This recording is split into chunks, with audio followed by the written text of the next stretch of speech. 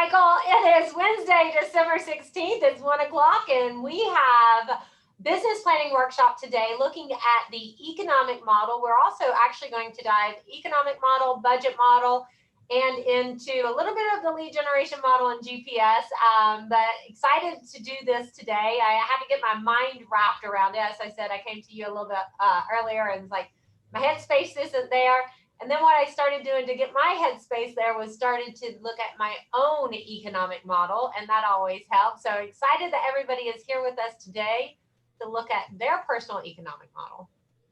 Yeah, so much of we talk about this business planning or any kind of business plan that one would do by going to business school or anything like that is normally these 30 to 40 pages that include pro formas and executive summaries and things about competition and all of these things, and those are wonderful. It's a research project, right? A business plan is really, from the traditional sense, is to build an understanding of the market that you're moving into. What we're focused on today is understanding the why, right? So going back to that Simon Sinek, the golden circles of people, oftentimes we hear the what and we hear the how. Very rarely do we hear the why aspect. And so it's so important that as we dig into the economic model, this thing, I'm wearing a shirt that says bold on it, which if we think Lady Diana Kokoska, I said Lady Di on a screenshot that I did about a week ago, and apparently no one could see the screenshot, so they thought that I was talking about Princess Diana, which is totally fine. But Diana Kokoska with Business Objective, which is a life by design, not by default. We really have to be intentional around some of these things. So let's get into our objectives for today. So before we get into, we do have several people on Facebook. Just want to acknowledge them. The only one that I can see that's watching us so far is Jason Manecki. So if you are on our Facebook stream, please go ahead and type a hello in there so I can see your name pop up. So I do know who's involved in here. Hey, Yvette, see Yvette's in here. Want to make sure that, sitting and watching a Zoom thing for a couple hours can be extremely boring. And guess what? It's extremely boring to teach it that way too. So we definitely want your participation and interaction. So please make sure that whether you're in Zoom or on Facebook, that you are chatting with us and communicating to us. Would love to know that. Thank you, Kathy. Hello, Kathy. All right. So we do have some objectives for today. First of all, our goal for the day is really want to identify the specific steps that you have to take in 2021 to hit your business and financial goals. And so then we've got some objectives around that. And those objectives are, first of all, we need to figure out how much money you need to make for your lifestyle. And Michael, you've got some great exercises for that for us. We want to know how much money you need for your goals, and also determine how much money your business needs. Like, how much are you reinvesting in your business? How much does your business cost to actually run? And then we want to build a plan around all of those goals. It's always super important. Like, we come into these classes with ideas of what the objectives are that we want to make sure to cover. And we definitely want to hear from you guys what you want to get out of this class. You are the audience. You're the reason we do this. So what is it that your expectations from today's class? What do you want to learn today? What do you want to implement today? Thank you everyone for saying hello. So do, get those fingers going. We definitely want you to be typing in the answer. What specifically do you want to make sure that we take the time to discuss and make sure that you have a clear understanding when moving forward into 2021 with your business plan? We do have an agenda, but we can improvise a bit by incorporating different exercises and things to ensure that you really are getting the most out of this. The last thing that we want is for you to learn for learning's sake. This is always learning for earning's sake. So it's absolutely important that we get that information from you. And Michael, don't lie to this poor audience. We improvise all the time. That's very true. Let me say we can improvise your way or we can improvise our way. So you might as well go with your way. So Rachel, how long have you been teaching on the 4 models? Probably probably about 10 years. So I've been with Keller Williams a little over 11 years, but I really wanted to dive in and study them. I don't think I started actually teaching them so about 10 years ago. Okay, and so just as a recap, we have the economic model, we have the lead generation model, we have the budget model, and we have the organization model. Which one do you think is the one that you're most comfortable with and that you implement personally? And which do you think is the one that you implement the least? I'm the most familiar and can teach the budget model and Okay. the economic model and the lead generation model and the organizational model. Like all of those are ingrained into my second language. So I feel very comfortable with all of them. The organizational model is probably where most of my energy and focus goes nowadays, really helping our teams and our agents know how to find leverage in their business. But I don't think that you can identify the leverage that you need until you do know the economics and the budget of your business. Yeah.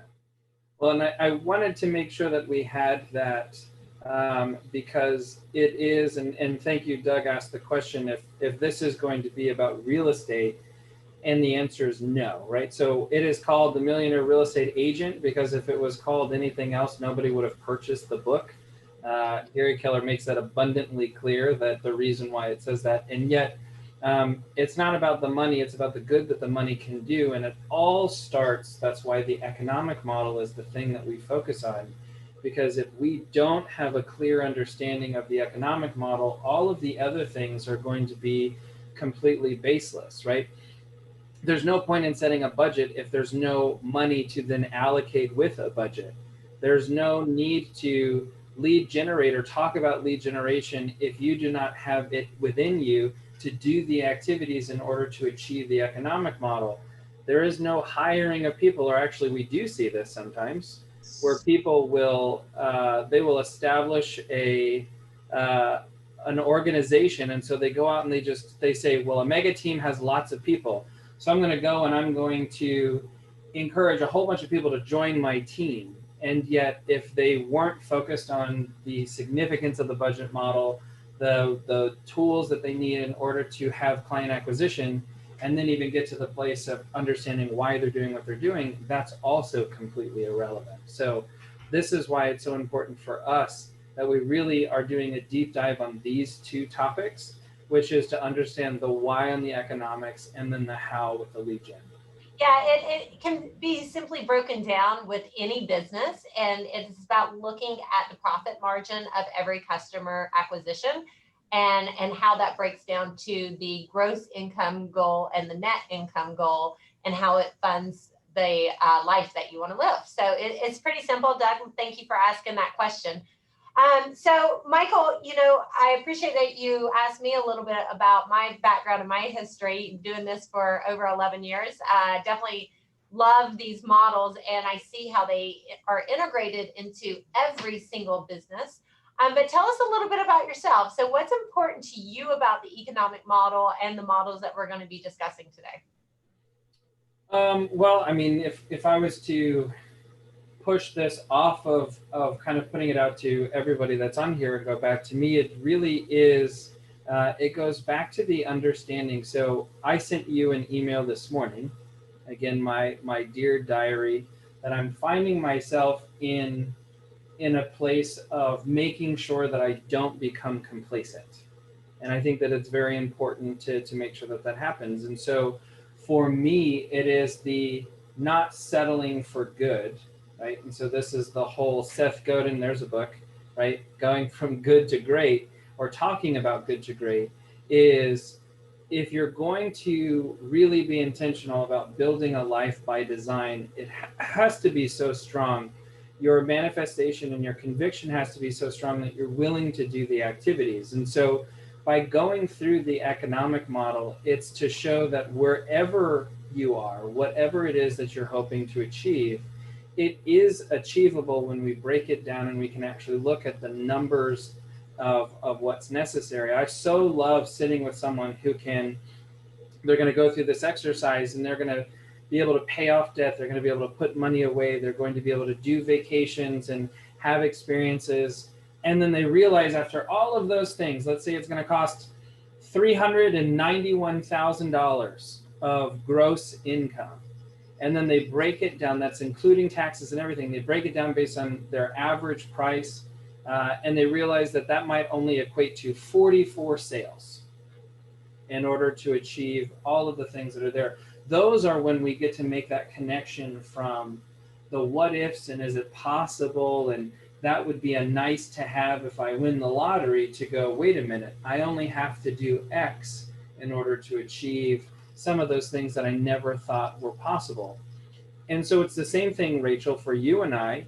You and I have some pretty big goals, and we have some even larger goals that we probably haven't taken the time to start the manifestation process. And so we're teaching this at this time so that we then can go back and do the activities and do the work that we need to go, are my activities in alignment with my economic goals? And if the answer is no, then am I on the right train? Do I need to be on a different train? Do I need to be leading the train, right? It's all of those questions that can really help, which is what we're going to be focused on. Yeah, and I think it's so important, with what you started off with, and it reminded me of a chapter in another book, Brene Brown's book, Dare to Lead, which I am going to keep a tally of the number of books that we mentioned today, so that we know how many shots that DJ has to take at the end of the day. But it's what she says is clear is kind, and unclear is unkind. And so I really like this exercise because it gives us clarity on exactly what we need to do, which creates that kindness. It creates the path forward. So, Michael, why don't we go ahead and jump in here and actually introduce this concept of the economic model? What is it?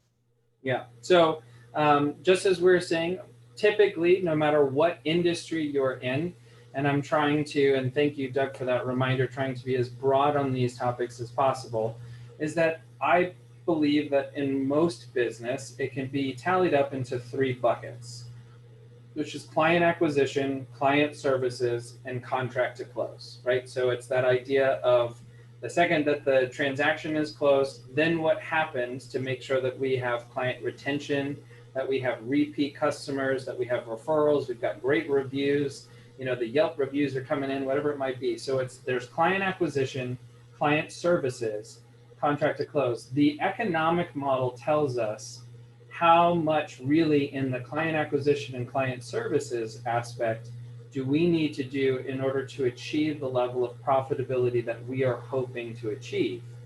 And so this is twofold. This is also where one more book, which is Profit First. So if any of y'all are readers, or if you're confused about what gifts you want to ask for, people keep asking you what they can get you for Christmas and you don't know, a lot of these books are going to be really great things for you to put on your wish list, throw it in your Amazon cart, whatever it might be, and then take the holiday season to be able to brush up on some of these concepts as you're moving into 2021. We should create a book list for Reedy and Red. We should, absolutely. Why don't you guys keep track of them? We got 4 names so far. Yeah, so Samuel's already up there. He said, good job, Samuel. Love it. We've got the Millionaire Real Estate Agent, Good to Great, Dare to Lead, and Profit First. We are 15 minutes in, and we are 4 books in. That's for DJ. The concept here is to say most business has been taught that you bring in income, it's income minus expenses, and what's ever left over after the expenses is going to be your profit. Well, in our world, we want to start with profit first. So what is it that it's going to cost to fund your life by design? And then we're going to reverse engineer that process by then saying how many transactions in your particular business based on the average commission per transaction, and then how many of those things need to happen in order for you to achieve the level of profitability that's needed. Right. So the economic model is it's just a simple snapshot of the cash flow of your business. So Michael went through that business or the client acquisition flow, but essentially it's a snapshot of the cash flow. So it's going to focus on primarily 3 things: the numbers that you must hit in order to earn the net income goal that you want to receive.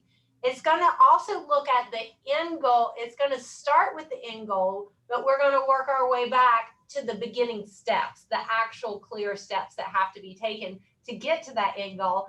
And then we're going to also look at conversion rates. So from the very moment you have a conversation and the conversion rates along that flow to the end goal, which is the income. So that's what the economic model is going to look at. Right. So Michael, there's a couple of ways that we go through identifying what our economic goal for the year is. And so we're looking at the 2021 goal. And quite often when we're looking at economic model or business goals or life goals or whatever, the question I get so often is, do you want my sales volume goal? Do you want my income goal? Do you want my gross goal, my net goal? Do you want my goal of number of customers or transactions? And in the past, I'm like, I don't care, just whatever the goal is for you, give me your goal. But I love, I've learned this from you, is really drilling it down to that net income goal, because that's what drives and funds the life that we want to live. Right. So that's the key. Right. So in order to identify the net then goes to the life by design aspect of this. And so first, we kind of need to unpack some of the costs that are associated with running our business, with running our lives, so that we then can allocate towards the things that we want to. So the first aspect is to know, how much does it cost you to run your business? What are some of the... Do you mind sharing the script hosts with me, and I can maybe pull up something and type this? Absolutely. So when you're thinking about how much does it cost for you to run your business, this could include occupancy, so rent. It can include office supplies. It can include some of the costs of sales, some of those things that are involved. And when we think about these items and what they are, oftentimes we have to look at and go, what is the actual cost of sales and overall expenses for me to keep the lights on and to be in business? So Rachel, what are some of the most common expenses that someone should be considering when thinking about the expenses of their business?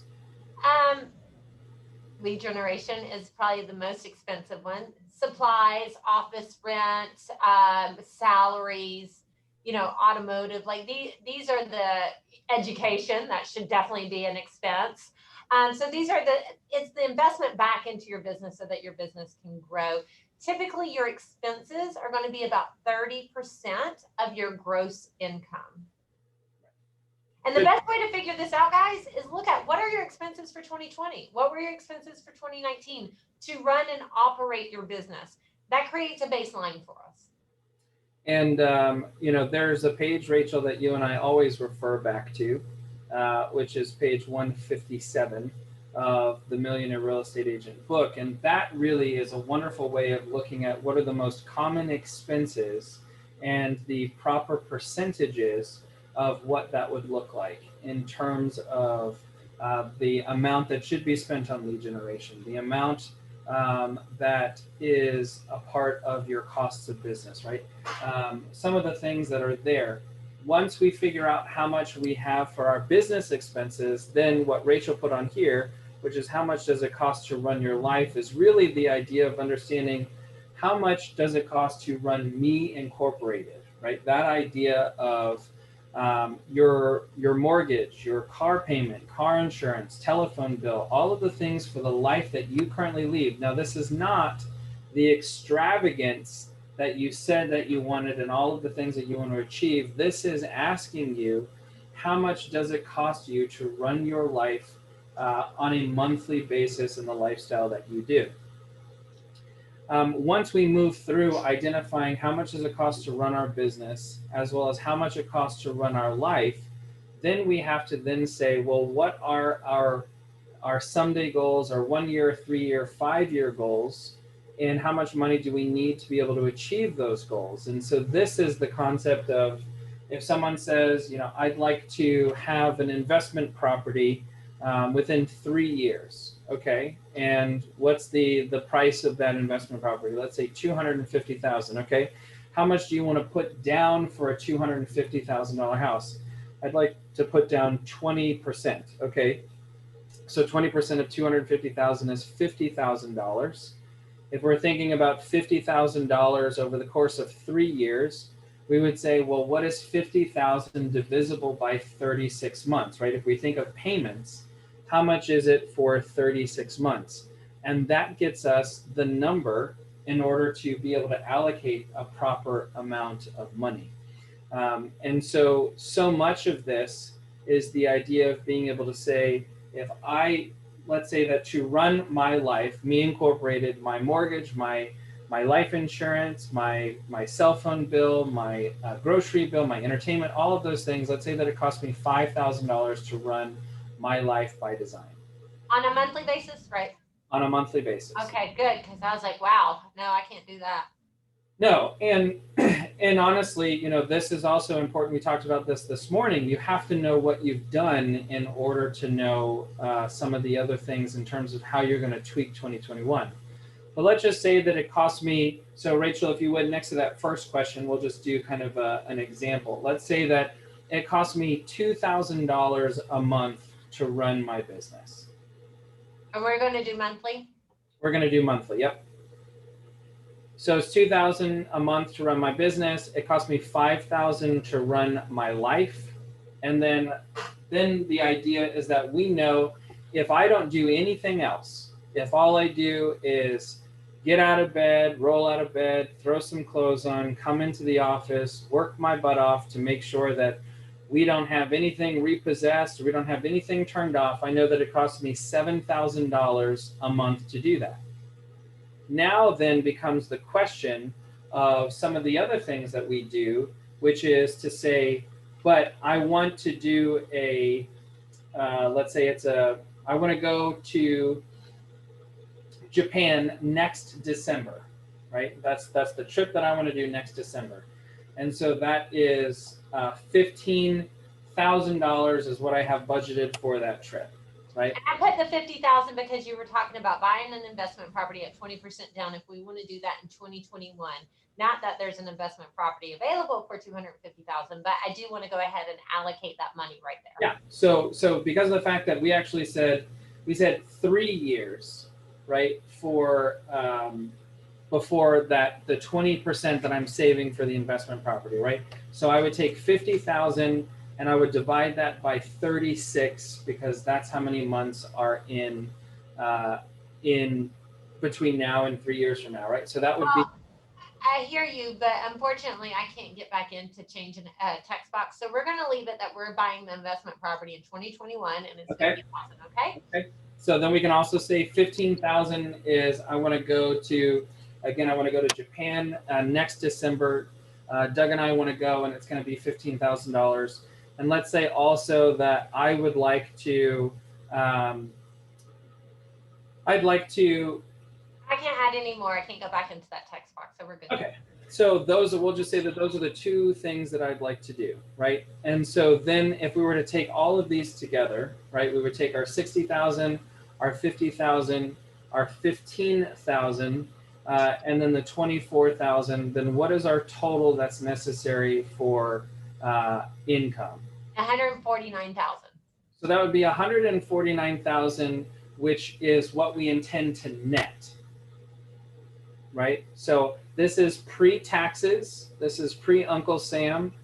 This did include my cost to run my business. Now, what it didn't include is it didn't include the costs of sales to run my business, right? So if I was a local tanning salon, I would have a cost of sale every time that someone used a credit card. In real estate, we have a cost of sales in terms of, are you paying a transaction coordinator? Do you have an amount that you share with the brokerage, right? So for the fact that majority of the people that are on here right now are with a real estate company, and that's the industry, we would go whatever it costs for you to run your business. So every time that you do a transaction, what is that amount to do business, period. So Rachel, what would be an example of a cost of sale that would be associated with with a business? Well, cost of sale in as far as it's defined by the Millionaire Real Estate Agent in the economic model is related to the amount of money that you're paying to like a listing specialist or a commission paid to a buyer specialist. So all the additional like transaction coordinator, third party leveraged services are going to fall under your expense category. And then, so what we did in the beginning was we looked at just how much does it cost to manage your business and not really taking into consideration additional expenses. But for this example, Michael, I'd like to keep it as $24,000 to run your business. That's your lead generation, that's your cost of sale. You're an individual independent agent. You might have a TC doing some of your transactional work, but this is how much you need to run your business on an annual basis. Some of you, it's a lot more. Some of you, it might be less. But honestly, it should be about 30%. So just to keep that in mind. So if we're going to keep it this way, we say it's 149,000 is what I need to net.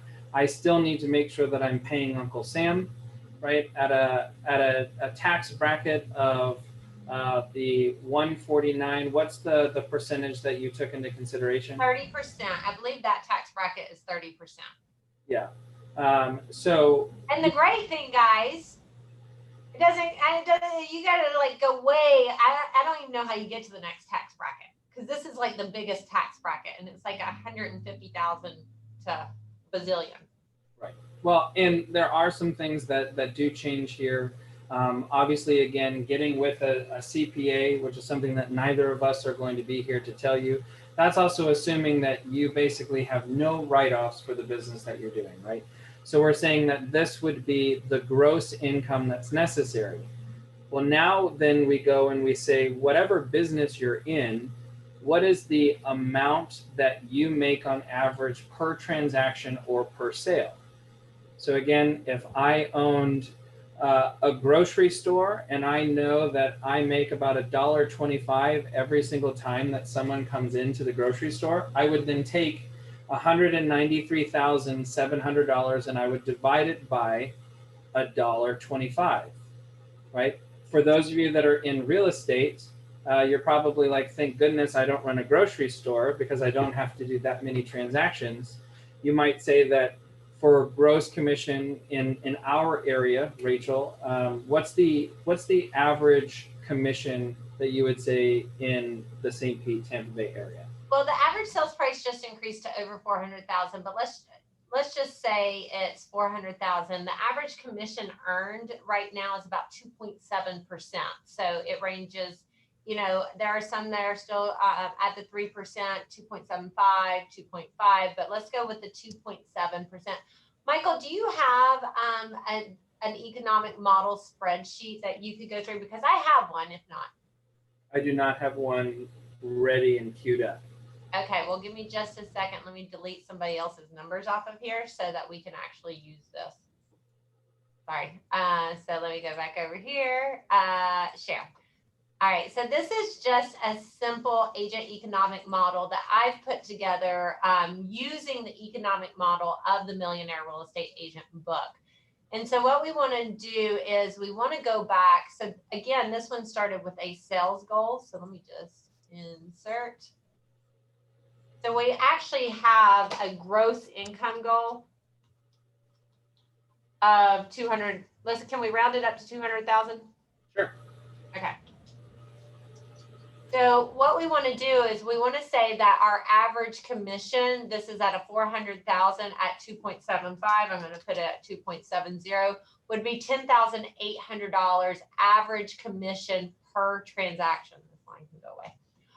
So then what we have to do is we have to say, okay, well, if this is the average gross commission and this is the gross income that I'm looking to earn, so how many times will 10,800 go into 200,000? And that will give us the number of transactions needed.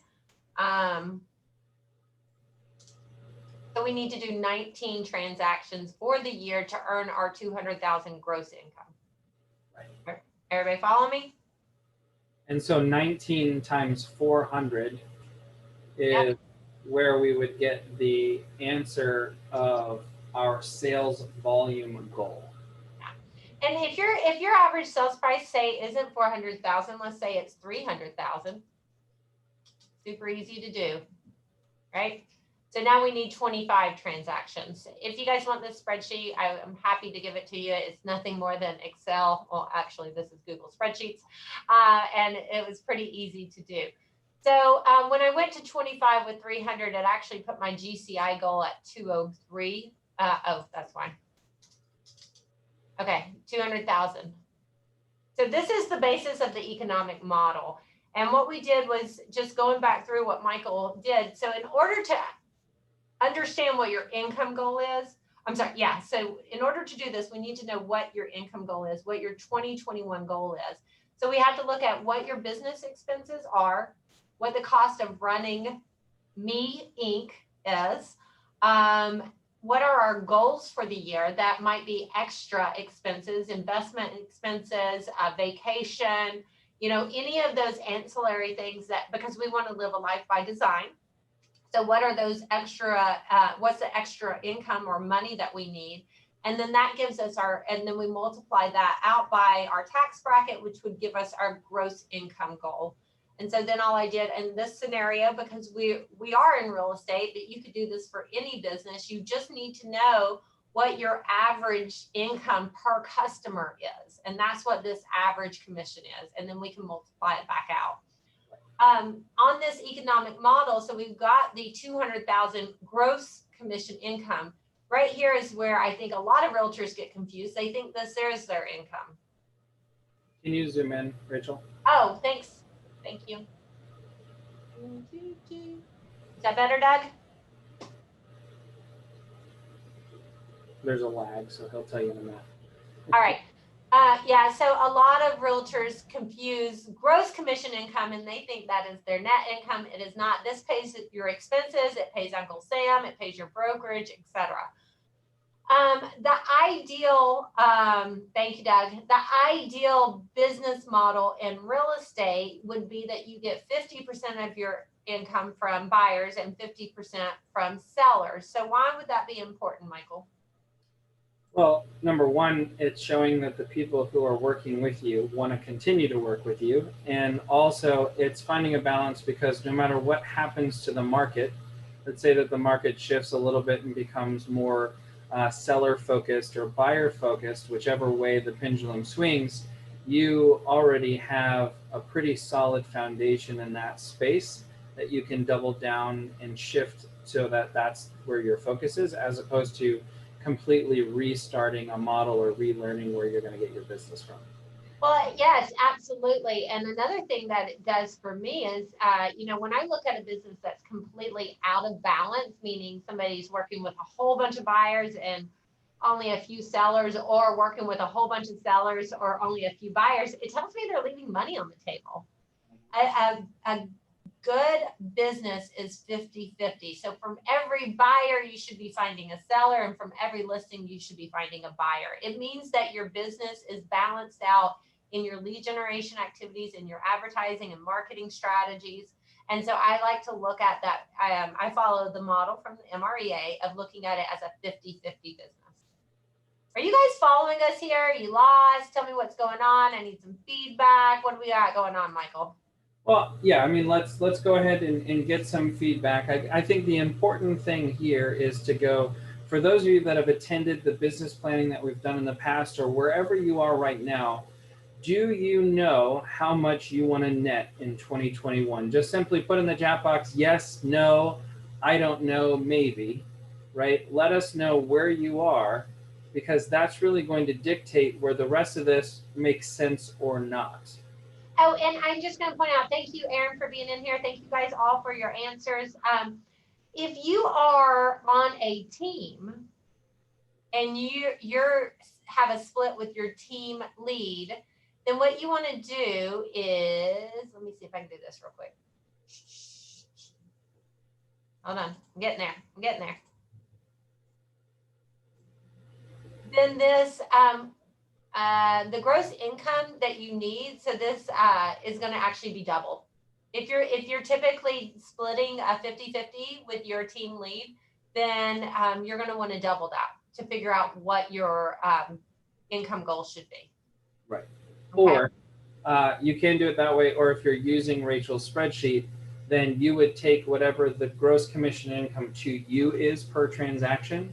Mhm. So let's say instead of 10,800, let's say based on the way that your splits are, you are averaging at that price point at 5,200 per transaction. Then again, you would do this exact same math, reverse engineer it, and it would tell you how many units you would need to in order to net the amount of money that you need. Yep, absolutely. Thank you for that. So up here, if it's instead of 8,100, it would actually be, what's that, 3,950? Did I do that right, Matt? Split in half, yep. Okay, yeah. So your average commission earned would be 3,950 on this, and then you can just see it doubles your number of transactions. Actually, that would be 4050. Oh, yeah, sorry. And this 4050. If only I could do math on the spot sometimes. So anyways, guys, we can break this down. We're down here. So we've got, we know that for a gross income goal of 200,000, we want the gross commission income from seller transactions to be 100,000 and from buyer transactions to be 100,000. Now, if you're running or operating a different type of business, you might not be dividing it out between buyers and sellers. It might just be customers in general. Unless you have different divisions within your company, then you might look at the commission or the income earned for each customer in the separate divisions of your company. So if I say that I put this as 12 and 13, that's not 50-50, but you can't split 25 right down the middle. And I never sold a house to a half a person, or a half of a house for that matter. So with the average sales price of 300,000, and another thing, when you really start to dive into this, what you might notice is that your average list price might be a little more than your average buyer price, which is also going to change your conversion ratio. So I'm just going to leave it like this for a minute to see. And so what we have to do is we go based off of this closed units. And I'm going to ask you guys a question. I definitely want participation involved in this. So we're going to look at closed units and we're going to say, okay, in order to close 12 listings, like get them all the way to the closing table, cash swaps and key swap, how many listings do you have to take? Michael, what's the number one answer we get? Oh, I get 100% of the listings I sell. Yes, 100%. Every realtor and their mother thinks that, even if their mother's not a realtor. But honestly, guys, there are always listings that don't get all the way to the closing table. Things happen. Death, divorce, loss of job. They decide to stay in the house. They're unrealistic on the price. They decide to lease it instead of selling it. You know, there's always something that happens. So we can't go with 100% conversion rate. No one has 100% conversion rate, no matter how good you are. So what we did here in this scenario, because I had actually built this with an agent who does get 90% of her listings to the closing table. Michael, if you guys said I went out and I took 10 listings or 20 listings or 50 listings, how many of those would get to the closing table? And I can say with tracking now more than 900 transactions with people who are kind of on a full scale spectrum in terms of their level of conversion, I think it's pretty safe to plan for about a 20% or 25% fallout rate. And I also want to make sure that people understand that this doesn't necessarily mean that they just cancel or withdraw. This might mean you were projected for a closing to happen December 28th, and instead it rolls into January 1st. Well, depending on if you're running fiscal or if you're running from an annual yearly perspective on your goals, I was planning on that money in the month of December. It's now a part of January. It rolled. Another thing is people might take it off the market for 2 or 3 months to do some repairs and then put it back on the market. So fallout doesn't mean dead. It just means that based on our projections, we want to make sure that we have a bit of a buffer so that I'm still executing, right? Like, I have the intention of going to Japan next December. I don't want there to be a deal that was supposed to close in December and that was my Japan money. And then it's like, oh, sorry, honey, we're going to have to wait 2 months until that thing closes. This is where having that buffer of your conversion rates is very important. Well, it also is not a sign as to whether or not you're a good or bad agent. So I think that's why agents always say 100%, because they want to be seen as the best agent, and they want to know that their marketing strategy and their lead generation strategy actually works to get the home closed. So this is not a measurement of how talented or skilled you are as a realtor. This takes into account things that happen like COVID. Yeah. So just want to clarify that. All right, so let's get back over here and share this screen again. So we're looking at 12 transactions with the average of 340,000 list price, which means we would need to take 15 listings in the year 2021. All right. The next step is we've got to say, what's your listing taken to listing appointment? What's your listing appointment to listing taken conversion ratio? This conversion ratio is very high. It's at 80%. And it's because this agent that I was doing these conversion ratios with gets a lot of business from their farm area, or they get a lot of come list me calls. Not everybody has that luxury. And some of us are still working to build that reputation so that we can get there. Michael, on average, from your experience, what do you think this conversion ratio should be? How many listing appointments does somebody have to go on to get a listing? Just as you've said, it depends on where your business is coming from. So if you're dealing with for sale by owners or expireds, where it's very typical for you to be up against 2 or 3 other realtors, then your conversion rate is going to be much different than if it's a sphere, an agent to agent referral, something like that. So to be conservative, that you've got a mix between now business that would primarily come from open houses, for sale by owners, and expireds, as well as from your sphere, I would do a 50% conversion ratio. Again, if your conversion Can we say ratio, 60? I mean, if you want to be optimistic. Well, I just don't, I mean, if I look at the number of agents that are actually out there converting for sale by owners and expireds versus the number of agents who are getting listings from their sphere, the majority are coming from your sphere, guys.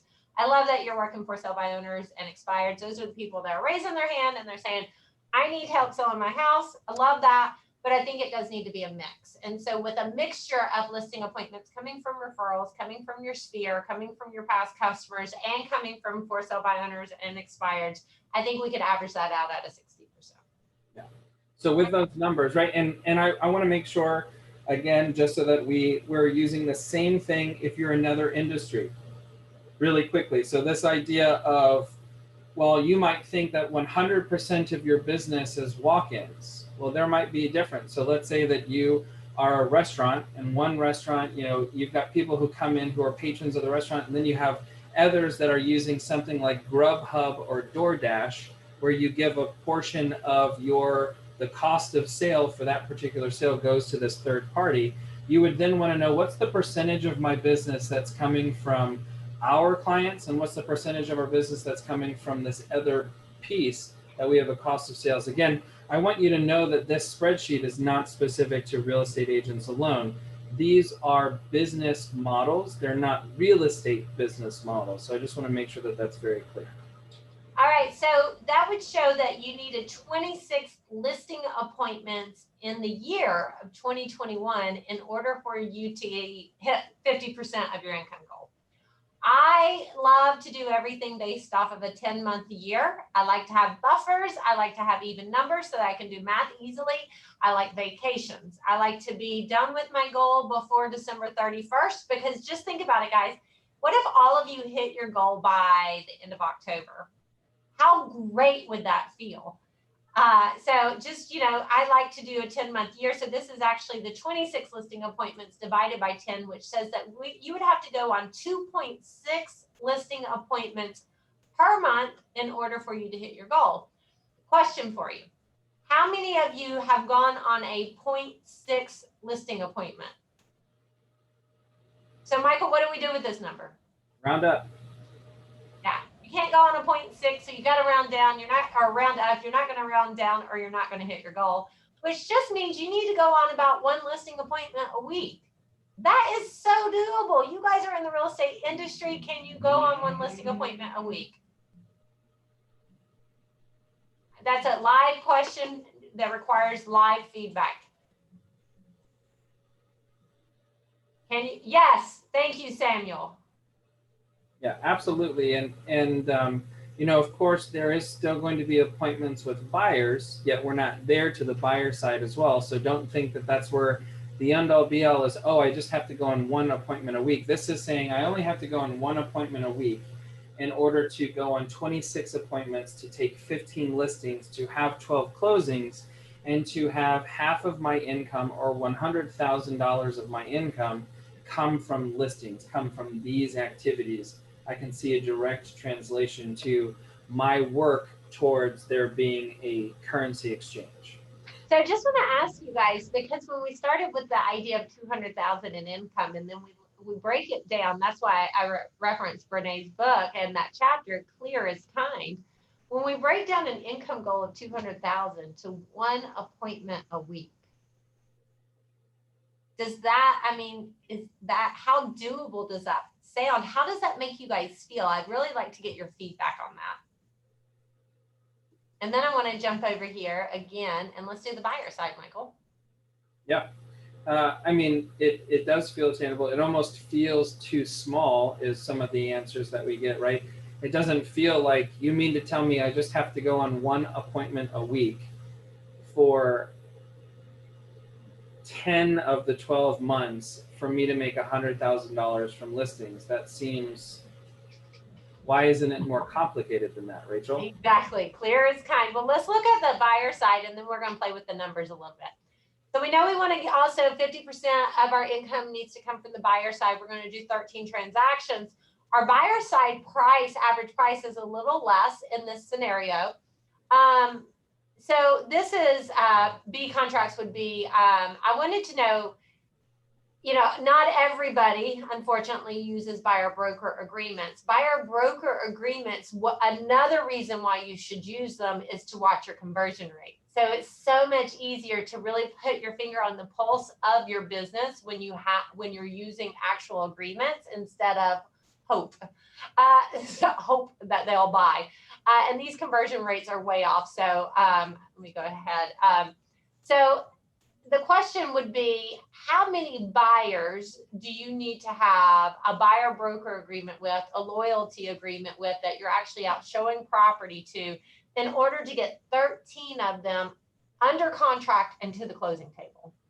And you could also look at it as, how many buyer offers do you have to write in order to get 13 contracts that stick? So Michael, what would you say that conversion rate is? In this market, right, that again, you're talking about so much of the tactics and things that we talk about in terms of making sure that you're writing offers that are competitive, that get to the top of the pile, using some of the different addenda and things that you can use. I would agree with you, Rachel, that to be conservative with the idea that about 60% of the transactions or contracts that we're going to put in, and again, this is a whole different class for a different day in terms of the expectations that you're setting, what types of contracts you're using, and does your buyer think that they have a get out of jail free card the second that they go under contract, or are they actually going under contract with the intention of purchasing a home? I do think that to say a 60% conversion rate is there, absolutely. Perfect. So, and guys, I want to know your conversion rate. So as we're going through this, please tell us what you feel like your conversion rates are. We're just telling you what we hear and see and observe. You guys are the ones out there doing it. So I'd love to hear from you. So this question says, how many buyer consultations do you have to have in order to get a buyer that will actually write the offer and go under contract? A consultation to me, in my mind, is a sit-down conversation. It could be on the phone, it could be at a coffee shop, it could be in the office, but it's a sit-down conversation to understand what the buyer's true needs and expectations are. Yeah. And a lot of you guys think that you're doing it when you're out showing homes. I think that, you know, I think that that is a great way, because you get a lot of the feedback, the facial expressions, the comments. They actually get to see things. That is a way to do it, but there are some specific questions you need to make sure that you're going through on that style consultation as well. So Michael, on average, what do you think the conversion rate from buyer consultation, like, hey, you know, I want to work with you, you want to work with me, and we're going to get a house under contract. how many of those do we have to have in our pipeline in order to get 22 contracts? So the National Association of Realtors tells us that about 78% of buyers only interview one agent during the process. And so it really is for us to lose. Now, of course, when it comes to the consultation, again, this goes into, do you need to? What's the prep work that you do beforehand? Are you going on an appointment with anybody and everybody who says, hey, I think I want to buy a house? Or are you figuring out what their level of conversion looks like? So, Rachel, I think you've got down, 60%. So I changed it to 60, and here's why I did it. And Bunny, thank you for putting 80%, because you said 78%, Michael, but 78% of the buyers that purchase a home only interviewed one realtor, but never interviewed the buyers who never ended up buying a house. Right. And that's the other aspect, which is, I might sit down with you, and when you are ready, willing, and able, your intention is to list with me. You might not be able at this time. It could be credit repair. It could be there are some other tangible things you might be waiting for, tax refund. There's so many different aspects of where there are things that we don't have control over, depending on if you're doing a pre-consultation questionnaire to kind of root out some of these answers before you even sit down. So I absolutely agree with you, Rachel. If we're just trying to get to the table and then to decipher from then, we need to be conservative with about a 60%. Well, yeah, it's not just the buyers who agreed to work with you and they're ready, willing, and able. Are they able to find a property? So that's another aspect that we have right now. All right, so Michael, how many leads do we have to have in order to have 36 consultations? And this one is where it really gets wild, because are these Zillow leads? Are they referrals? Are they Sphere? Are they farm? Are they open houses? Like, how many leads do you need to have in order to get 36 consultations? Right.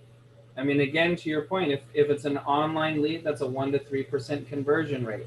If it's someone who is warm, then we're going to say that's, that can easily be the answer of taking, my cousin or my father. My father he called me this morning. He says, Michael, my neighbor needs to move to St. Pete. She's already been pre-approved and she wants to close fast. I mean, the probability of that consultation turning into something for someone on our team is very high comparatively. So with all of the things and being conservative, I would say about a 30% or 33% conversion rate. Okay, and you said a 1 in 3 of online leads, but I think it's a 1 to 3% conversion rate, just to clarify that, guys. Say 33%. I'm saying a 1, 2, 3, like 1-3%. So for every 100 leads that you get from a Zillow or campaigns on Facebook, one of those is going to pan out. And it's not to say that it's going to pan out next weekend. That might be 12 months from now. That might be 18 months from now. That might be 6 months from now. It depends on your follow-up, but that's typically the conversion rate. Exactly. And so then my math here is a little wrong, so I need to change it. Equals that, divide by 4. Okay. Why is 4 divided by 4.9? So what this guy says is that we need to have 4 buyer consultations per month. So we're going off of this 36 consultations, 4 buyer consultations per month, 1 buyer consultation per week. So ultimately, in order to earn $200,000 in gross commission income, we got to go on 2 appointments a week. Right. And if anybody is confused where your 4 came from on the monthly, it's because 36 divided by 10 is 3.6, and we don't go on 0.6 of an appointment. So we round up again, just in case anybody's following along and didn't quite know where that number came from. Thank you for that, because I do everything based off of a 10-month year. So here I want to show you how many buyer leads you need per month. Minus the fact that it's really good math to do everything divisible by 10, and it works for us who are doing this in real time. Why also do we do things by a 10-month cycle? Well, I do things by a 10-month cycle to take into account vacations, holidays, time off, etc. And ultimately, really the reason I started doing this as a 10-month year, when I started doing this probably 5 or 6 years ago, is I just love that idea of saying, what would, how would you feel to have hit your annual goals by the end of October? And typically, when I ask that question, I get a huge sigh of relief like, oh, wow, that would be awesome. Because what we end up doing is December trying to cram everything in it that we hadn't accomplished the other 11 months of the year. Yeah. And there's two other points to that, right? So to Samuel's point, what we do today, we don't actually get paid for today. There's a direct correlation of it having a delayed response. And then the second aspect is if you have, let's say that the goals that you're putting yourself in for 2021 are a little bit on the heavy side, and you're excited to conquer them.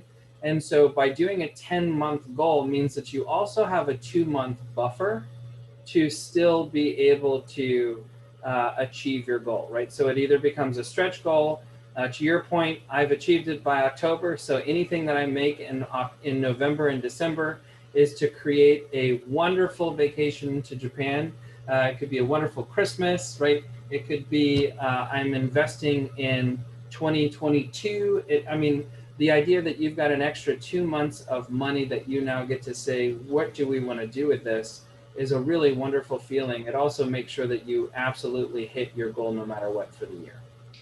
Michael, I'm just thinking about other businesses, and I know Doug put something in here, and it made me think about a restaurant and looking at buyer leads. It's like, okay, so let's say that you have a really nice restaurant on Beach Drive. Right. And you had to count how many pedestrians walked by during the dinner hour versus how many actually came in. So this would be the buyer leads versus the conversion of people coming in. And then you would want to look at a conversion of how many had a drink versus how many actually had dinner, and what's the average ticket cost per customer.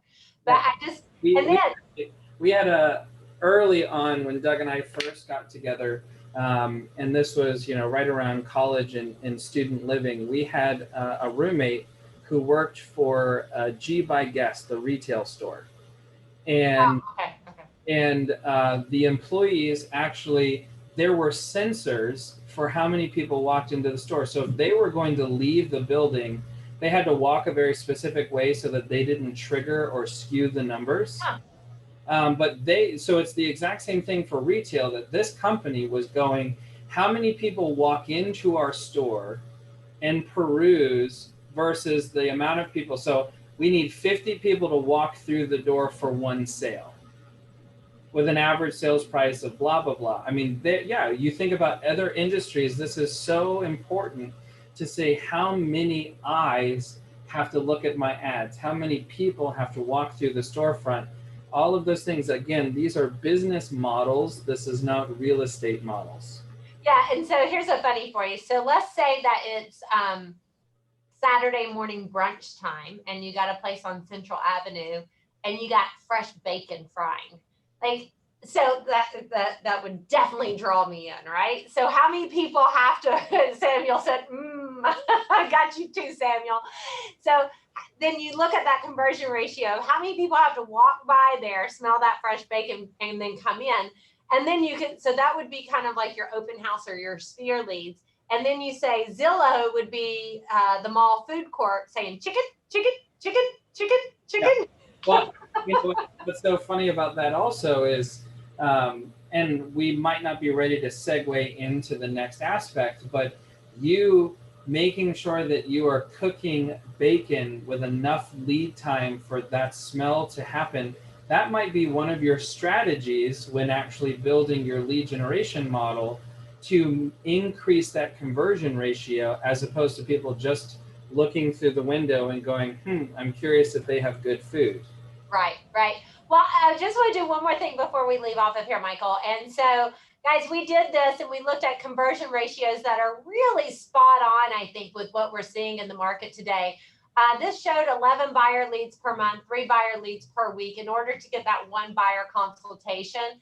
So I think that most of you guys can see, okay, if I had 1 listing appointment and 1 buyer consultation appointment per week, that seems pretty simple, right? Well, what would it look like if we just changed this? Oh, it didn't work, Michael. How did it not work? Where's my conversion rate not working? I mean, both of those are good, but go back Oh, down. right here. Here's one. Yeah. Equals that divided by 2. There we go. So, Now your weeks have to change, but yeah. oh, there we go.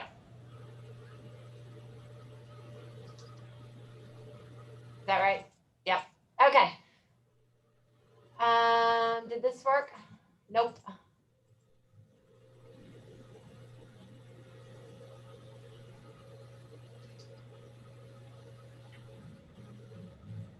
Sorry if I'm boring you guys. So essentially you need to go on, you can't go on 5.1 listing appointments and you can't go on 1.3. So let's round that up to 2 listing appointments a week and 2 buyer consultations a week in order to earn $400,000 in gross commission income. Right. And that's with having 2 months off. Yeah. Yeah, I love this. So I would love to know what your ahas are from this, guys, before we move into the next piece, which, Michael, on our agenda, I have as the budget model, but really is the, we need to say, yeah, so then we're going to move into the lead gen model. What are your ahas, guys? What did you see from going through this economic model of taking that? Well, we went through a little bit of stuff. We said, we first of all had to identify how much money do you need to make and how much money do you want to make? Right. How much money does your business cost? How much money does your life cost? And that's what came up with our actual financial goal for the year. And then we just broke it down step by step with the steps of the business and the conversion rates of the business as we know in this market to look at the action items that we need to take per week. And ultimately, it's either 1 or 2 appointments. So Bo Countryman said profit first. Absolutely, Bo. Appreciate that. We got to start with the end in mind, which is how much money do we want to make? And guys, that's not a evil question to ask. I mean, everybody has bills and everybody has to pay their bills. And it's like, you got to figure out how much money you need to pay your bills. Let's start there. Right. I'm not getting more ahas, though. I want more ahas, guys. Yes, please. You know, this is the idea of where are the action steps. I know Jason Manecki is probably on here going, I can't do anything. Y'all are moving too quickly. You're just moving through these things. We understand. So number 1, we're going to make sure that you get the spreadsheet. We've got a couple things that were sent to you that I do want to make sure that you go back through.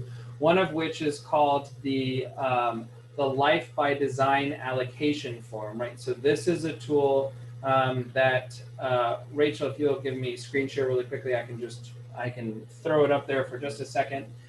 This is where you're able to go through and identify some of the things that are important to you about some of these items, right? So the Life by Design form, the very beginning is the profit allocation. So how much do I intend? What are some of those things? The trips, the other aspects outside of just paying your bills. Then we have our personal expenses that Rachel was talking about, our bills, our business cost of sales and expenses, and then our overall expenses that can be referenced back to page 157 of the Millionaire Real Estate Agent. And I just want to reference that real quick because I saw that that category in there, and I had this conversation again last night, which was that lead generation expense. Guys, we get so confused with this in our industry and in all industries, honestly. So the lead generation budget for your business, which means any money you spend to acquire new business. So whether you're wrapping your car or sending out postcards or buying Zillow leads, it doesn't matter. And again, this is for any business. So let's go back to restaurant or retail and say, okay, it's a magazine advertisement. Right. I hear this at least once a day. Well, if I get one sale out of it, it paid for itself. No, it didn't. It didn't pay for itself. So let's say that the lead generation expense to put in a magazine ad or wrap your car or whatever, let's just call it $3,000, okay? If you got one transaction off of that, and I went back to this agent economic model, and the average commission income of this transaction is $8,100, then 10% of that would be what, Michael? $810. $810.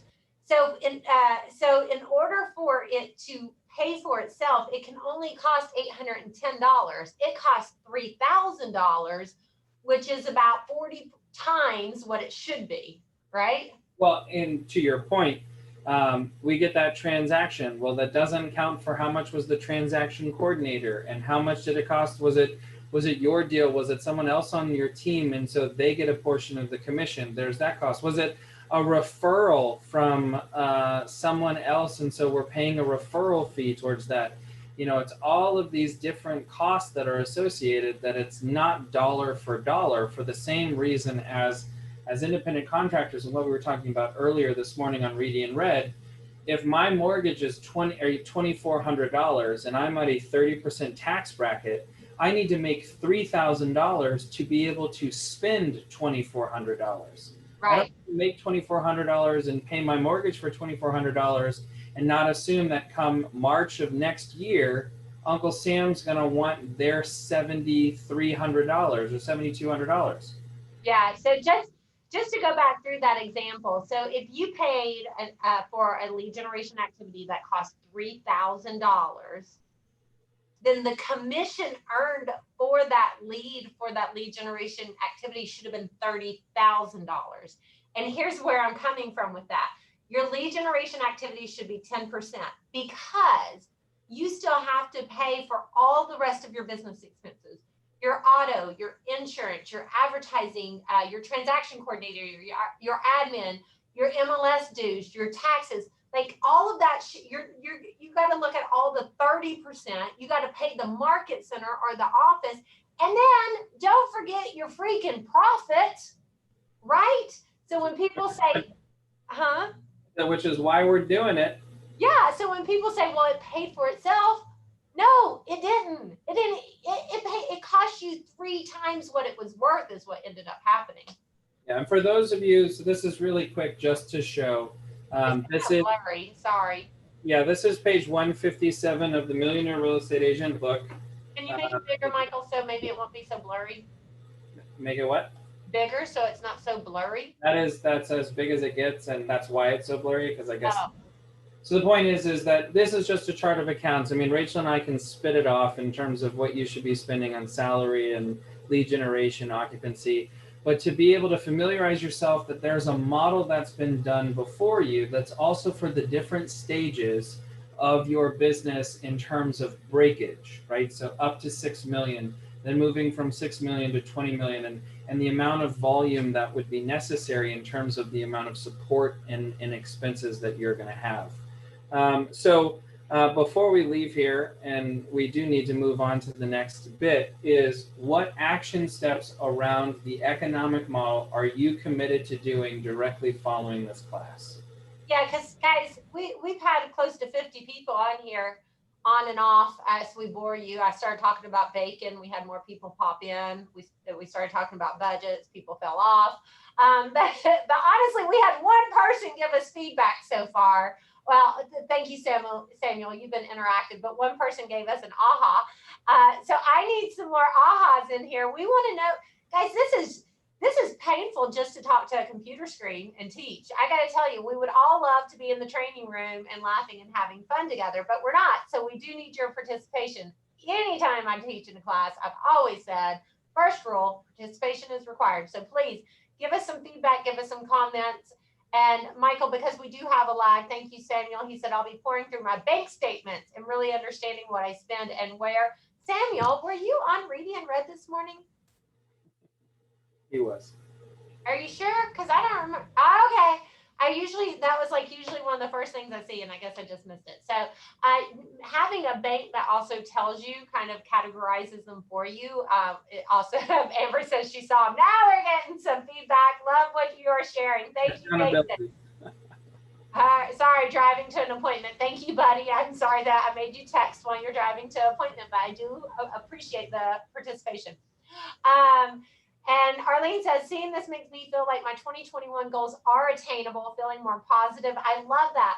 So Michael, let's take this idea of one appointment a week and take it down to what lead generation activities do we need to do? Do we want to just take that straight into a GPS and make it smart? Yeah, no, there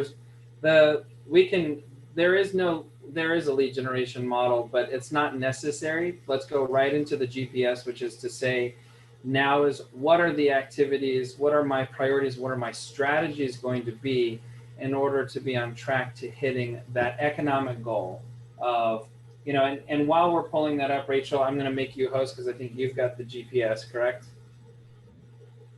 I can. Okay.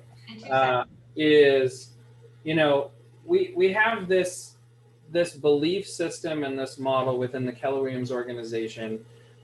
And it sounds like a wonderful thing that might be chanted at an AA meeting, and yet it's really, really important that we make sure that we touch on it. The concept of being an entrepreneur, whether you're with Keller Williams or not, the concept of being a business owner should be about having careers worth having, businesses worth owning, lives worth living, experiences worth giving, legacies worth leaving, right? And these are the types of things that we talk about on a daily basis. And so it didn't stop at careers worth having. It's not just about the fact that you're no longer in a cubicle, that you get the flexibility of time and money or whatever is perceived there. It's really about the good that can be due, right? The experiences worth giving and the legacies worth leaving, that aspect of really saying, why am I showing up to work every single day and doing the things that are necessary? That's the motivator to go into this next phase, which is, I'm going to be constantly reminded every morning why I'm doing what I'm doing. Now let's roll up the sleeves and let's get to work to make sure that we're getting those 2 appointments a week. Yeah, and I just, we got some comments on Facebook. Michael Thompson said, I think as I continue to grow, it's important to implement these systems as they are here for a reason. I struggle to track my own progress at times. However, when I have a system together that I understand, I will follow it to a T. And, in real estate, I think so many people get into the industry because they want flexibility of time and they don't want to have a boss, and they think that structure and accountability is the root of all evil, and they throw it all in the trash can. But ultimately, we all function at a higher level when we do have a system to follow. We have some sense of structure in place, and there's a level of accountability to help us stay on track with our goals and to score our actions. So, Michael, thank you for putting that in there, because I think we all need it. We just refuse it until we understand how it benefits us. Yeah. So, you ready? Let's do it. All right, so I'm going to share my screen now, and I've got the GPS up. So, guys, the GPS stands for goals, priorities, and strategies. And so what we want to do here is, so this is my one thing for the year is, we just want to take that economic model goal of 200,000, and we're just going to pop that right. Sorry, my drop down screen. Gotta wait for it to go back up. I hate this. Where did it go, Michael? Where did it go? You looking for? My GPS that's up. There it is. All right. So we want to just pop that right here. $200,000 gross commission income. Right. We know that's the goal, right? We've set it out as the goal. We know that's the goal that's going to give us the $15,000 to go to Japan. That's going to give us the $50,000 for our investment property. That's going to run our business, and that's going to pay our bills. Wait. Hold on for a second. So you mean to tell me that by this time next year, I'm going to be able to be in Japan and know that that trip can cost $15,000. I will have $50,000 put away to be able to invest in an investment home. By this time next year, I'm going to be able to live on $60,000 for bills, and all I'm going to have to do for that is to go on 2 appointments a week. Yep. I'm going to tell you that's accurate, because those are the numbers you told me. Now, if this was my life, I would tell you, hell no. My business expenses are more than $2,000 a month, and my lifestyle is more than $60,000 a year. So is mine. And this is why it's important that we also don't fluff this part. That's why the life by design allocation form is so important when you realize what does it cost to run my business? What does it cost to run my life? Or am I just doing it by default? Yeah, absolutely. So, oops, sorry guys. So guys, we want to put whatever your goal is. We gave you a goal. If you guys want, hey, does anybody want to put their income goal in here, and I'll pop it in the spreadsheet? If you do that for me, I'll pop it in the spreadsheet. It'll auto calculate real quick, and then you won't even have to worry about it. Who wants it? We got any chats? Come on, Brad Boner, put it in here. So, all right, there we go. I got a 150, a 250. Up, see, I bet 5 million in sales isn't your income. I want to know your income goal. 250 says Maneki. All right, so we got a couple of different ones. Michael, you read. I got 250. 1, 2, 3. All right, here we go. This is at a 2.7% commission rate. Jason Maneki, 250,000 gross commission income means that you need to essentially go on one listing appointment a week and one buyer appointment a week. Now you got to, if your average sales prices are different, you got to take that into consideration. Oh, am I not sharing my screen anymore? I apologize. Michael, you're supposed to keep me in check, dude. So Jason said that that's for profit, not gross. Okay, so 250 is 40% is profit. So if I say equals that divided by 0.6, that's not right.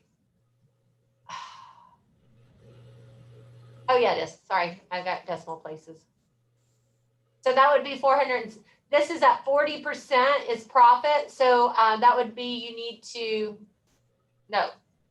Yeah, no, I mean, you're taking into consideration at that point also taxes and operating expenses, some of the other things that are here. So in order to do that, you're at 416.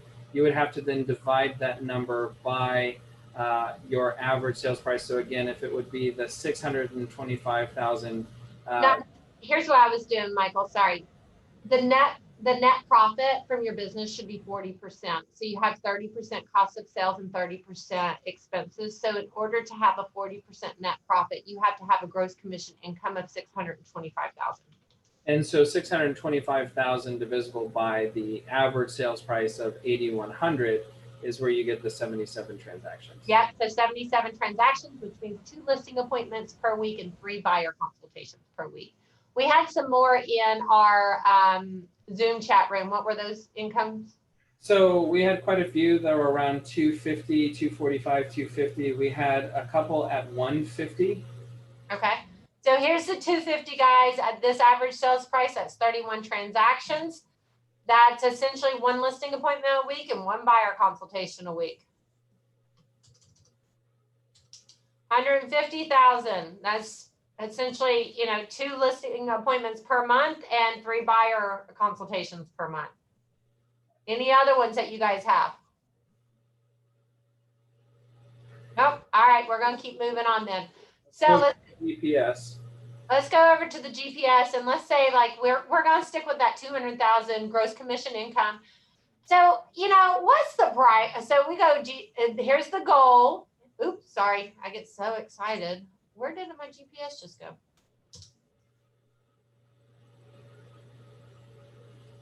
So here's the goal, here's the priority, and then we have 5 strategies for each priority.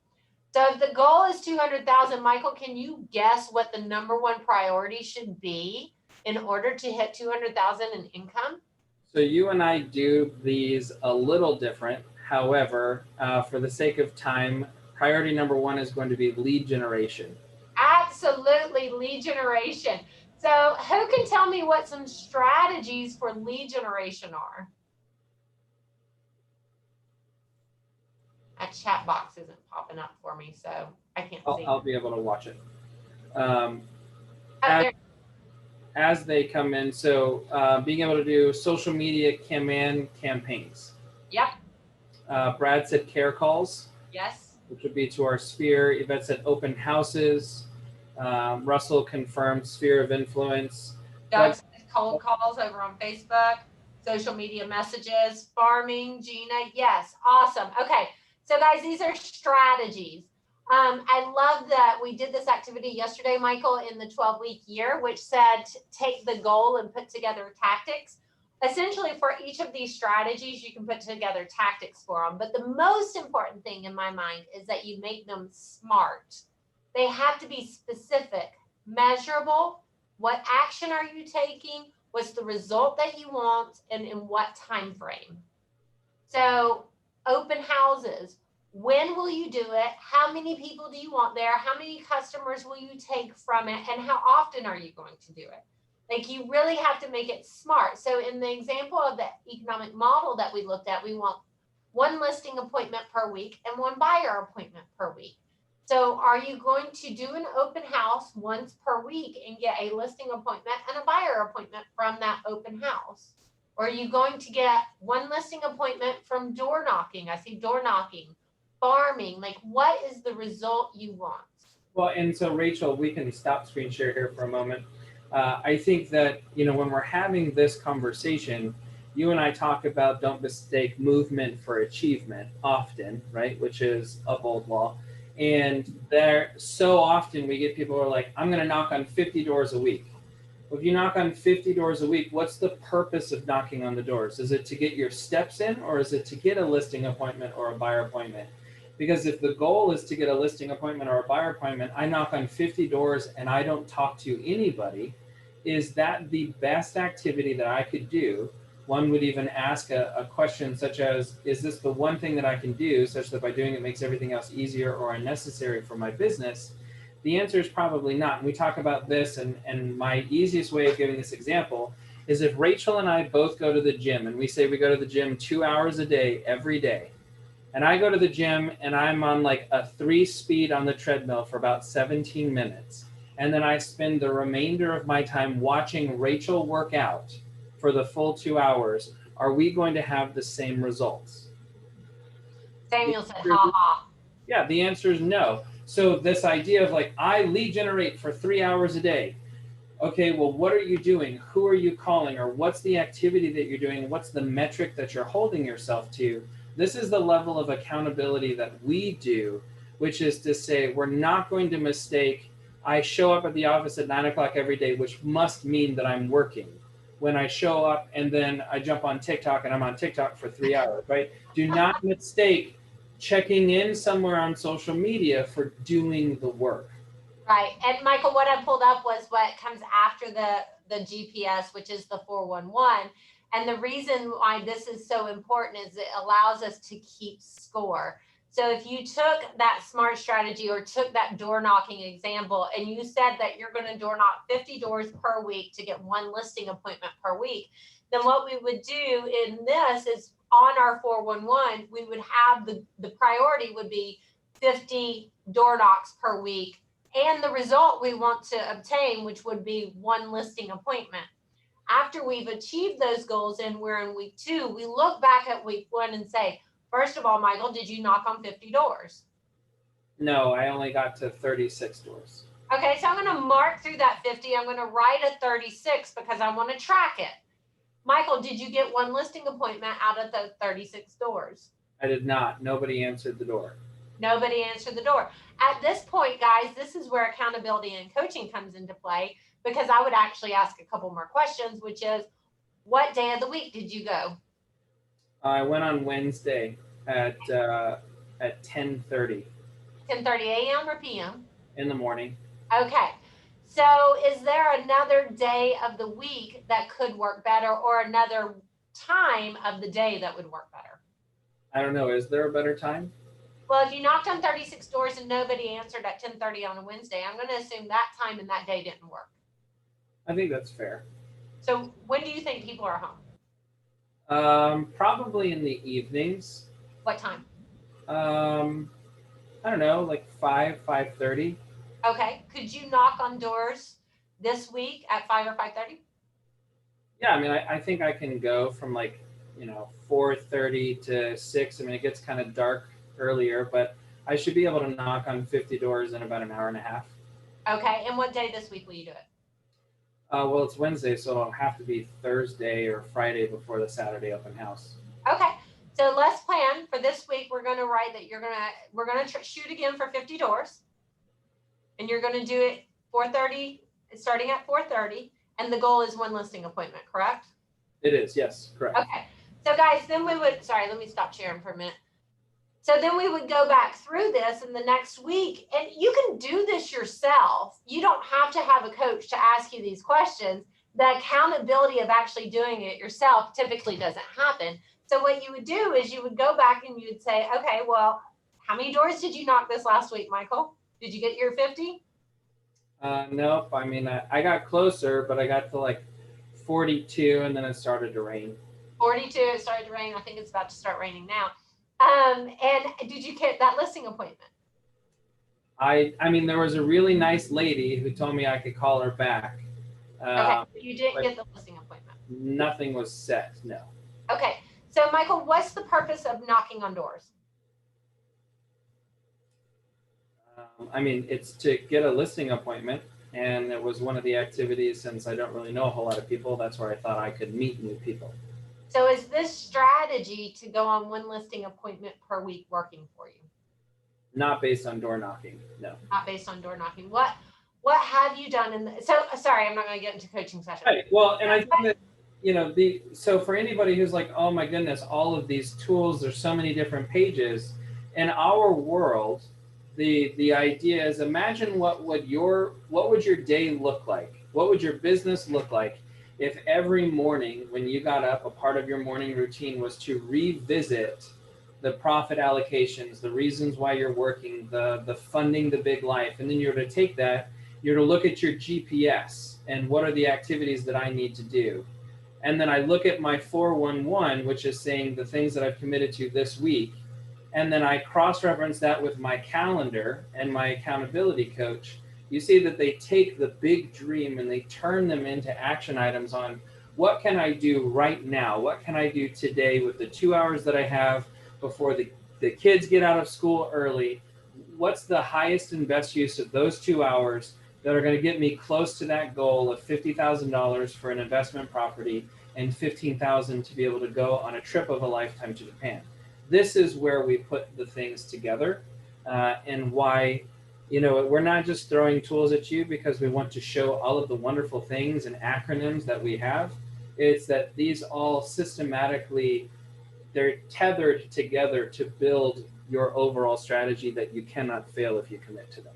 Yeah, and I just want you guys to realize too that when we're going through this and we're saying, well, it looks simple, just one listing appointment, one buyer appointment per week, then we have to take that to this concept of the lead generation model using something like the GPS for strategy and the 411 for scorekeeping. So we're saying it sounds super easy. How are we going to do it? All the ways that you guys put in the feed, these are the ways that we do it: farming, networking, cold calls, warm calls, Facebook Messenger. Like, all of these are strategies, but are they the right ones for you? Are you getting the result that you need to have in order for you to hit that income goal so that you can do the trip and the investment property, et cetera? So yeah, so we're taking this we're taking the big goal and the dream, and then we're just kind of like the economic model, that 200,000, and then we're breaking it down into something that we do weekly. Is this resonating with you guys? Yes, no, maybe so? Yes. Don't forget that these are all real estate agents, so I'm sure that the type class was not a number one priority to get that. Hey, stop it. I'm a real estate agent and I type really well, even with 9 fingers. I think my Band-Aid's smaller today. I do see that it's not white and it's not quite so abrasive. Yeah, so understanding that the ideas here, and again, this is surface, and this is also why we do, seeking out a coach or an accountability partner, primarily a coach, because this is someone who knows how to work through these types of conversations, and with your business specifically, knowing your skill sets and holding you accountable is so important. So If one of your strategies towards hitting your goals in 2021 doesn't include having a coach and being a part of something that's holding you accountable and having these types of conversations, no matter what industry you're in, right? We're not necessarily saying that you need to be coaching with us.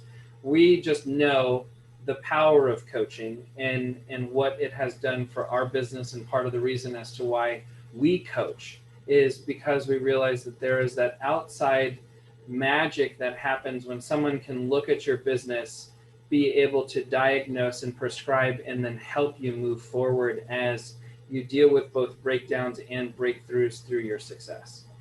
Yeah, so I just want to kind of recap what we did. So we started with the economic model. We looked at what your income goals need to be. We broke those down to say, how can you hit those goals on a weekly basis? We looked at the GPS to do that. And then we took it to a 411. Michael, this type of business planning workshop that we do is very specific to break down the numbers for people. We had one, it was actually back in October. I heard you talk about it as of November, but it was actually in October that we taught it. You can also find it on Reedy and Red. Just do a search for business planning and it'll pop up. And that one kind of gives more to me the philosophical view of how to look at your business to set the goals. And it does give you the actual tools to go in and dive in and get the job done. I think being able, that clear is kind concept, being able to do it this way really helps get clarity on the action steps that need to happen on a weekly basis. I just want to make sure, because we've already covered all of the stuff that we had on our agenda for working with you guys today with this. I want to make sure that we answered your questions. Do you have any more questions on what you need to do in order for you to hit your income goals for 2021? Because if we didn't hit all of them, I would love to know what else is lingering so that you guys can really it's build the recipe for your success, right? These are the ingredients and the instructions and the resources for you to have the recipe for success. Not seeing anything in here, Michael. I'm not either, but yet, questions are longer than one word answers. So we'll give people a bit. Rachel, to fill some dead air while we've got some people typing. When every time that we teach this, and it happens often, how do you take this conversation and then how does it show back up in your business planning? I think that's a great question, and it's absolutely something that I'm working on. And, we talk about doing the business plan for the future year in October, and we did start it in October, but the business planning itself has been such a process because of the size of our team and the size of our business that we, it's not just for me to decide. It's about getting the buy-in, getting the ideas, understanding the results and the goals of all of the people that are involved in our world. And so then it really is, it's taken everything that we've shown in both the business planning workshop and this economic piece of it, and breaking it into the actual steps that need to be taken on a weekly basis. And I shared this with you yesterday, Michael, which was, this activity, which I'm going to type it up and put it into our business planning folder. But this activity from 12-week year of, okay, so let's say, what is the one goal that you have for your first 12 weeks? And even if you wanted to simplify and say you knew you had to do 12 listings, how many listings do you have to take in that? One. You only have to take one listing? Well, talking about, so for the 15 total listings that we need, it's roughly 2 a month. But okay, so let's just say for the first 12 weeks, you got to do, the goal should be 6 listings taken. Don't be mistaken that it should be 6 listing appointments or 12 listing appointments. The appointment is not the goal.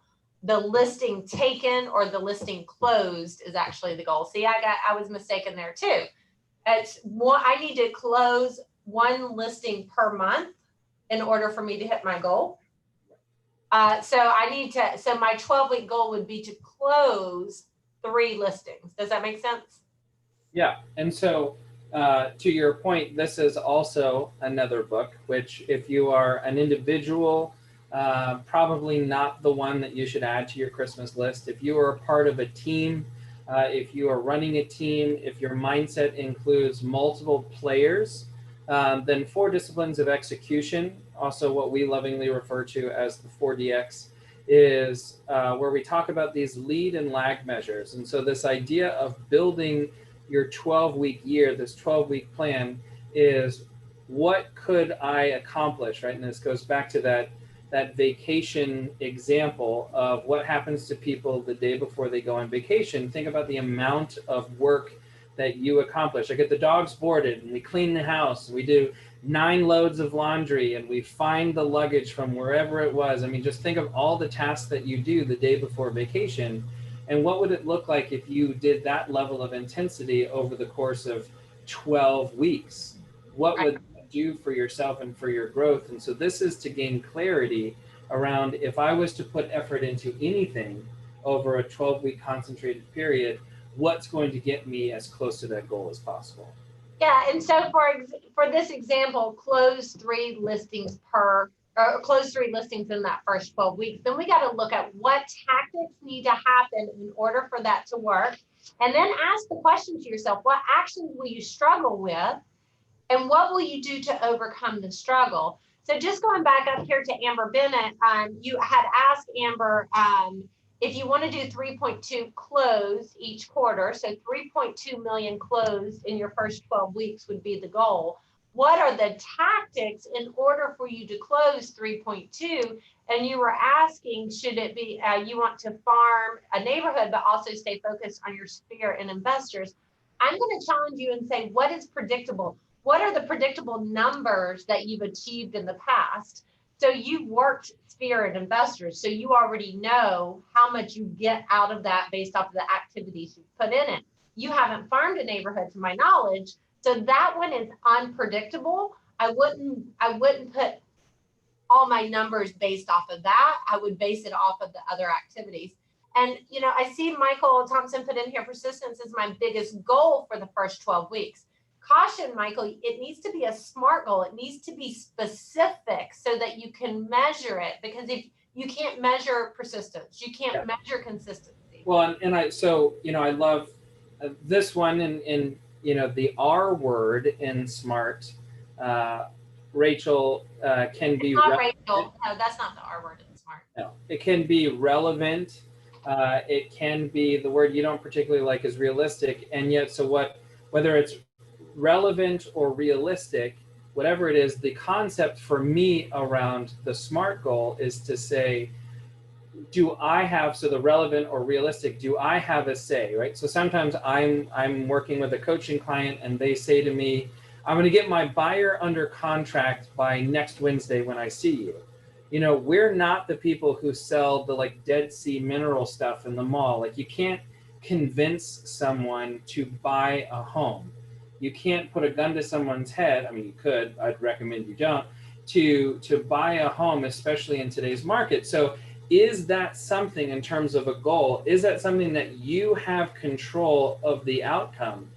Now, the answer might be no. The answer might be I need to have more buyers so that I have more opportunity for one of them to get under contract on a weekly basis is a very different concept. It's something that I have control over and something that I can move the needle, right? And so this is the idea of, I remember coaching someone who was getting very frustrated with a particular listing that wouldn't sell. And so my conversation was, go get more listings. It was like, what do you mean? Go get more listings. We wouldn't be having this conversation. You wouldn't be so upset about this one not getting under contract within the last 7 days, because that's not something that you can control. You can't just go out and find someone and go, you need to buy this house within the next 6 days before I go see my coach again.